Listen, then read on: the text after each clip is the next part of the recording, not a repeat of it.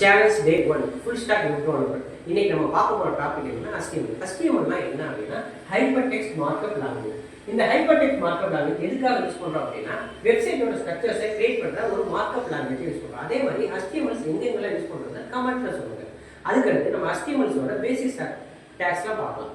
Heading tag, paragraph tag, image tag, anchor tag. Heading tag வந்து highlight பண்ணி காமிக்கிறதுக்காக use பண்ற டேக். பேராகிராஃப் டேக் வந்து ஹெட்டிங்க்கு கீழே யூஸ் பண்ற ஒரு டிஸ்கிரிப்ஷன் மாதிரி. இமேஜ் டேக்ங்கிறது வந்து ஒரு வெப் பேஜ்ல ஒரு இமேஜை யூஸ் பண்றதுக்கான ஒரு டேக். ஆங்கர் டேக்ங்கிறது வந்து என்னன்னா ஒரு லிங்க் மூலமா ஒரு பேஜ்ல இருந்து இன்னொரு பேஜுக்கு நேவிகேட் பண்ற ஒரு டேக்கா யூஸ் பண்ணிட்டு இருக்கோம். அதுக்கடுத்து HTML ஓட பேசிக் ஸ்ட்ரக்சர்ஸ்.